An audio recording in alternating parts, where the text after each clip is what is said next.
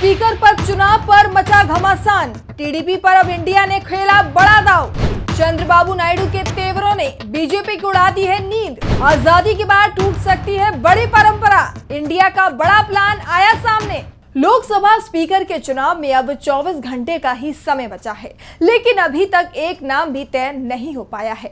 India गठबंधन अभी speaker पद को लेकर बीजेपी के अंदर मचे घमासान पर नजर बनाए हुए है।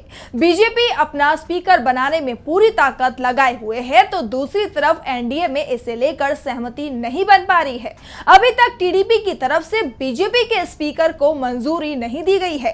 टीडीपी की तरफ से यही कहा गया है कि स्पीकर पद को एनडीए में सर्वसम्मति से उम्मीदवार का चयन किया जाएगा, जबकि दूसरे सहयोगी बीजेपी के उम्मीदवार का समर्थन करने को तैयार नहीं है। साफ है कि स्पीकर पद को लेकर मामला सुलझाना बीजेपी की सबसे बड़ी चिंता बन चुका है।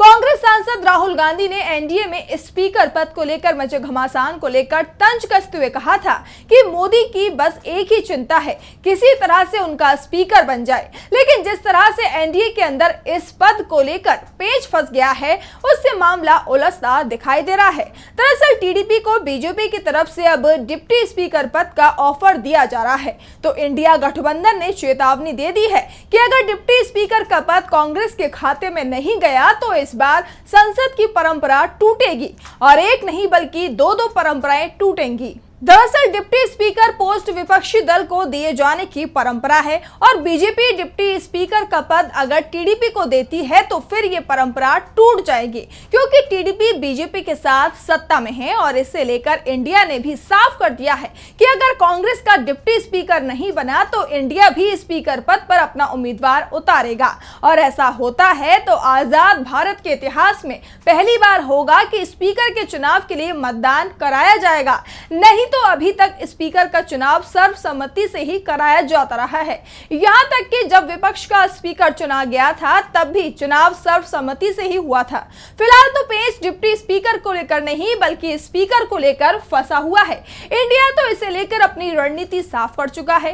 टीडीपी और जेडीयू को लेकर भी उसने खुला प्रस्ताव दे दिया है। इंडिया की तरफ से कहा गया कि अगर टीडीपी और जेडीयू, जो एनडीए के दूसरे और तीसरे सबसे बड़े घटक दल हैं, और परंपरा के अनुसार स्पीकर पद को लेकर उनकी ही दावेदारी बनती है, अगर इन दलों की तरफ से स्पीकर पद के लिए उम्मीदवार आता है तो इंडिया उसका समर्थन करेगा, भले ही उसे बीजेपी का समर्थन मिले या नहीं मिले।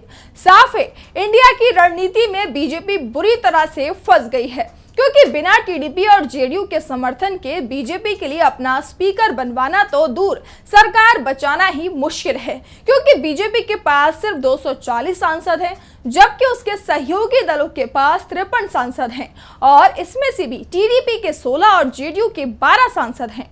लोकसभा में बहुमत का आंकड़ा 272 है। अगर टीडीपी और जेडीयू के सांसद अलग कर दिए जाएं तो एनडीए के पास सिर्फ 265 सांसदों का ही समर्थन रह जाता है, जो बहुमत से 7 कम है। तो दूसरी तरफ इस समय इंडिया गठबंधन के पास 236 सांसदों का समर्थन है, और टीडीपी के साथ जेडीयू अगर इंडिया के साथ आता है तो उनकी संख्या 264 हो जाएगी। इसके बाद जो दल अभी तक बीजेपी से दूरी बनाए हुए हैं वो भी इंडिया के साथ आ जाएंगे। ऐसे में लोकसभा स्पीकर का चुनाव बीजेपी के लिए सबसे बड़ी चिंता बन चुका है।